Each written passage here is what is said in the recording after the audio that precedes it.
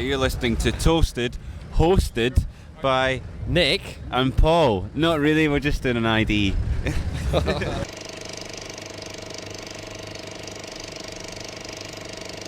And how are you guys doing?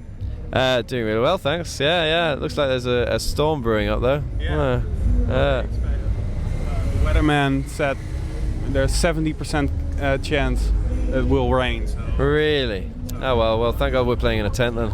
Yeah. When did you arrive here? We actually arrived this morning, but we woke up about 10:30 or something. But we arrived very early on site. Interviews all day. Yeah, we wrote a new song actually before. That was quite nice. Yeah, we had a bit of time. That was cool. So yeah. Please tell something about the new song. I mean, please tell something about it. It's just a little. It's just a little bit of fun. We used a bit of a song we used to have, and we made it a bit longer. And it's really nice. I'm playing slide guitar on it. It's very like Bonnie Prince Billy-ish actually, because we were listening to them yesterday. And it's called Can't Get Next to You, I think. Yeah. You wanted to release it as a B-side or I don't know. Just for the live set? Well, I don't know. Write songs all the time. We don't really think what they're going to be for. If they're going to be on an album or a B-side or a free download or whatever.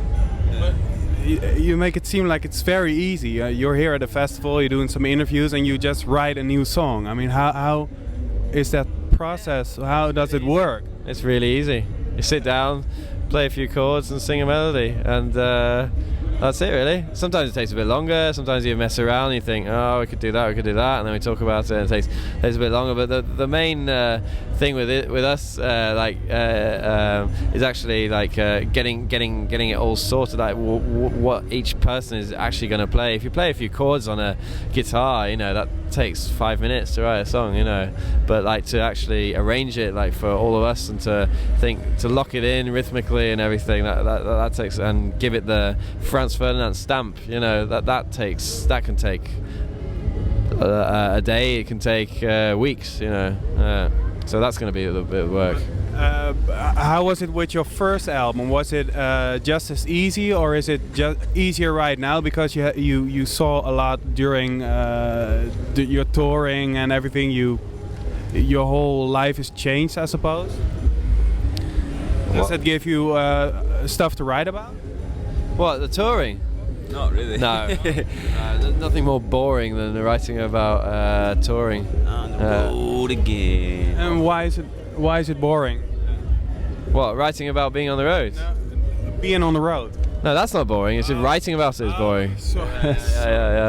Yeah, I mean, okay, there are some bands that are like based around that, like was it like all those American I don't know. All Americana, so, I don't know, like Jackson Browne, Tom Petty, I can imagine them sort of singing about being on the road. There's all like country and blues stuff that's quite cool. That's on the road and stuff. I like that.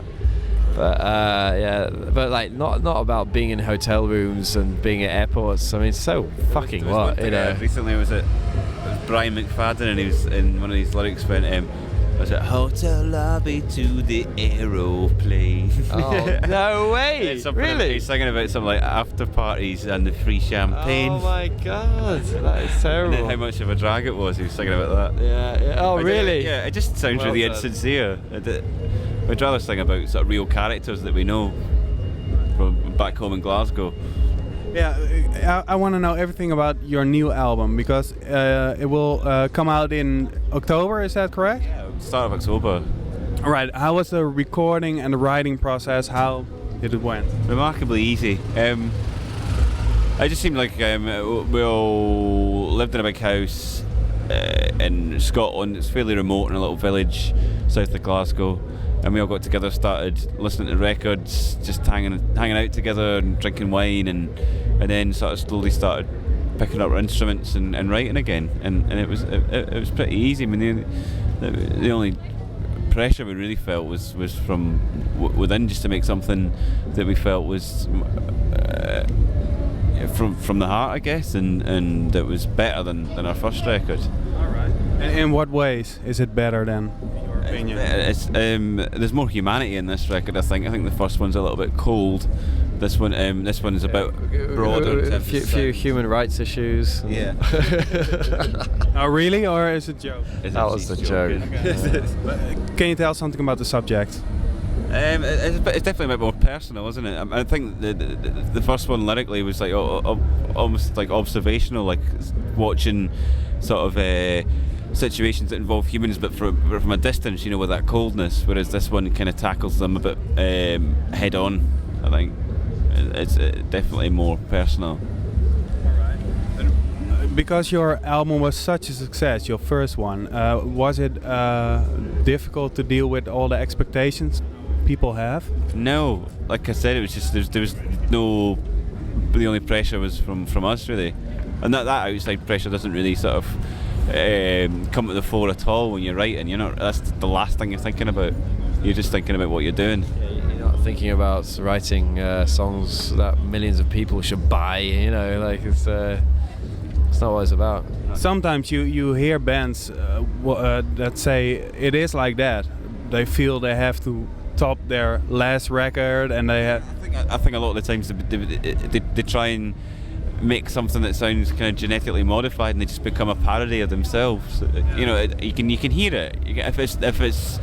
If you're not being honest about why you're doing something, people can smell bullshit. Do you feel it's like that a lot when you listen to like bands you like, and you buy their second album or something, and you feel like it's like too genetically modified? In some cases, but I think I get examples like no, I can't really think. When an artist has brought out like sort of so many records, there's obviously going to be some rubbish ones there. Like Neil Young, for instance, is like for every Harvest and Zuma and Tonight's the Night and Everybody Knows This Is Nowhere, there's a Landing on Water or just some really poor kind of experimental. Fun on After the Gold Rush, really. Yeah, there's a couple of songs that are good, but a bit of it is a bit cheesy, I think. Yeah. I don't like A Man Needs a Maid. Yeah, that's pretty bad.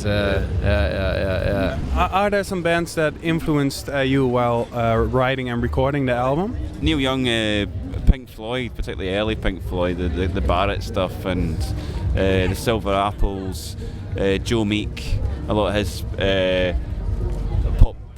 pop records, his production as well was a big influence. And Bowie. Yeah. It is song-wise. Sometimes you hear bands that say while they write stuff, they don't listen to other bands because they feel there will be too much influences in there. They feel like they might plagiarize it. Yeah. They won't be able to stop themselves. But it wasn't the case with you guys. You just listened to records with the band, and I think that's a sign of somebody's lack of imagination, that they have to sort of prevent themselves from listening to something in case they end up plagiarizing it. About everything about playing music, about listening to music as well. You got to listen to music to be able to play it. What a really ridiculous thing to do. Yeah. So it's just stupid. When the record comes out in October, do you feel the whole circus around Franz Ferdinand will start again, or do you? To me, it's all happening right now, but because we're doing. For you all the time, or? The pressure on us is all just kind of happens now, and we're doing everything at the same time, doing videos and just finished mastering the record and putting artwork together for the record, doing interviews, doing festivals, doing some of our own shows as well. So it's all kind of quite full on at the moment. Once the record comes out, we kind of get to relax a little bit, I think, and then just see what people think about it, and that's the really exciting time, I think. I mean, certainly when the first one came out, that was really exciting, and when Take Me Out came out as a single, just didn't really have any expectation at all, and then suddenly it's like charts and top 10, and it's like, wow, how did that happen? I mean, there was so many. You guys were so. Yeah. There was the guys from Kaiser Chiefs. Yeah. You like them? I hate them. Yeah, no, tossers. Yeah. Right. No, back to the album. Well, no, another thing. I read that you guys said that. Yeah, is it? Yeah. I'll do this one. Nog even. That you guys said that success didn't change you, but the people around you. Can you explain that one? It's just like everybody's suddenly interested in everything we've got to say now, when it was never like that before. That's the biggest change for me. Why do you wear that gold jacket? Eh? Why do you wear that gold jacket? Yeah. People want to know everything about me, and it's quite You've got a piece weird. of grass in your hands. I know. Does that mean you're a nature. hippie?